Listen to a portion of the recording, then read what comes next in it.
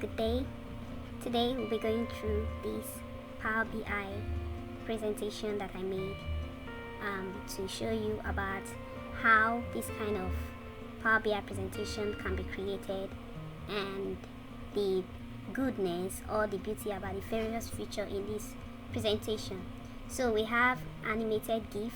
This animated GIF is the logo of all the cars in this analysis.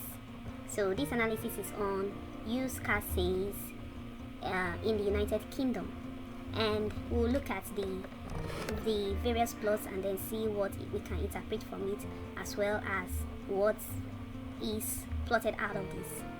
So we have a card here on the car types by which we can use to filter the car types. We have a card here on the number of models. We have 195 models altogether, a total of 108,540 cars, and we have the average price for all the cars to be £16,890, and then we have the oldest car to be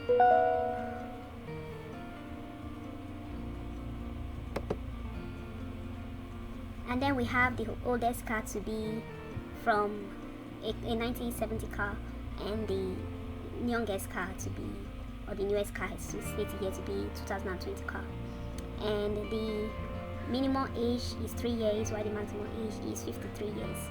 So we have these various plots that we can look at and use it to, and want to understand what is the essence of having all these cards and choosing all these plots. Now from these plots we have the total number of cars. So I'll zoom in so we'll look at it better.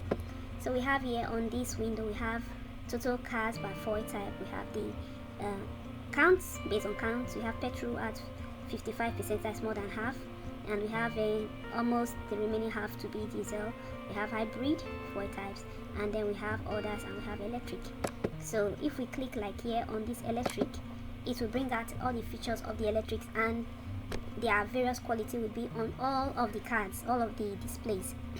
Let me do that again. So altogether we have 6 cars that are electric, and the oldest is 2015 and the newest is 2017, and the number of models we have are 3.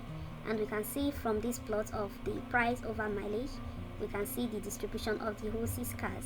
And then this is the average price and count of cars by type. We see that some of them are BMW, some are Ford, and some are Vauxhall.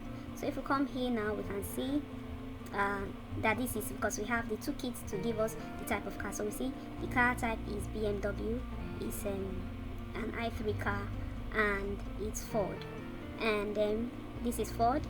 It's if we want to know the year of the car, we can click on this.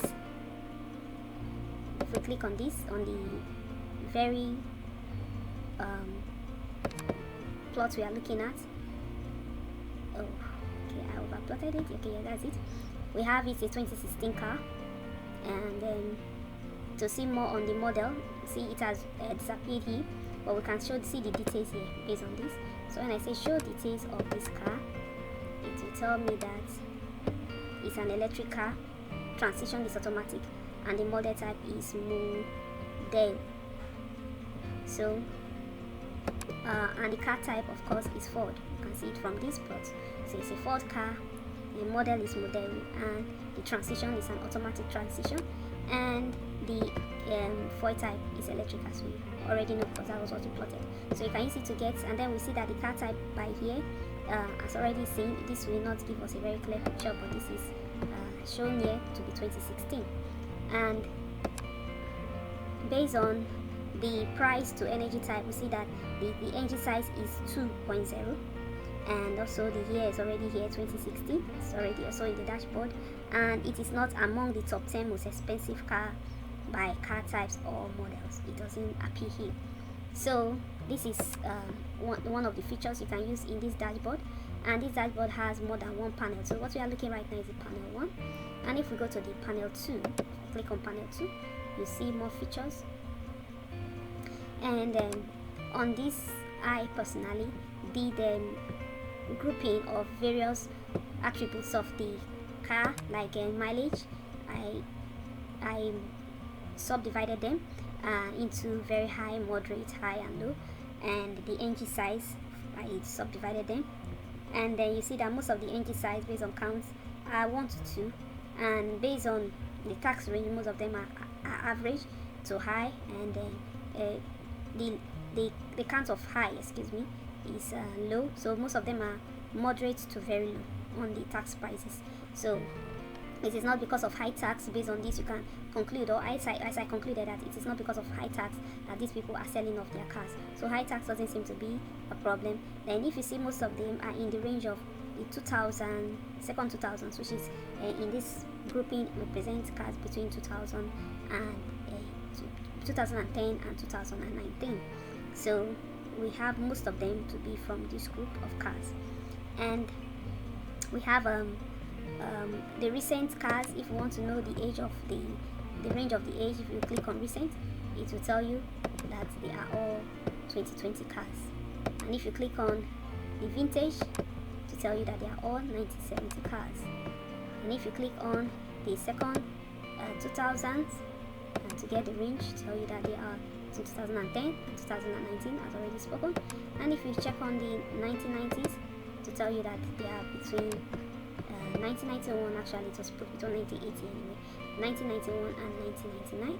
And if you look at the first 2000 cars, it will tell you that they are between 2000 and 2009, and you can see the counts of every one of these. So the way this way, and after this we still have some other plots. We have grouping of the mileages, and based on this we can see that this is it's supposed to be a box and whiskers plot, but the whiskers is just, the box and whiskers plot is too large for this, and this was hanging my system, so I just used it to like a whisker plot.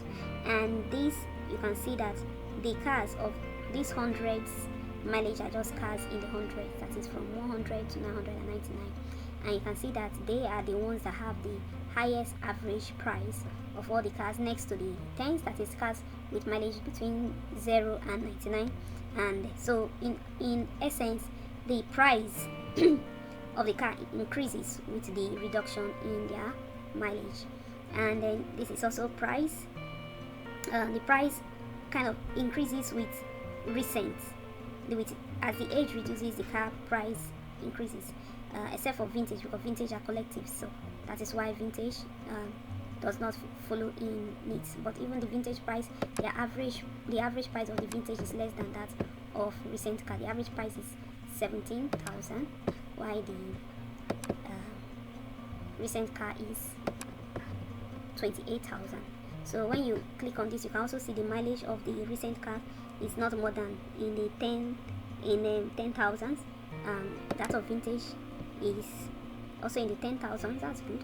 And that of the early 2000 is in all ranges, even up to 300,000.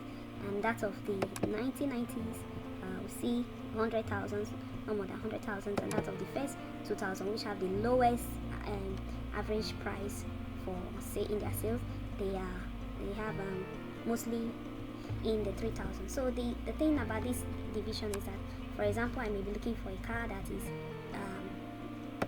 is within 10 hundreds of low. I want something that has low mileage, but its price should be low. So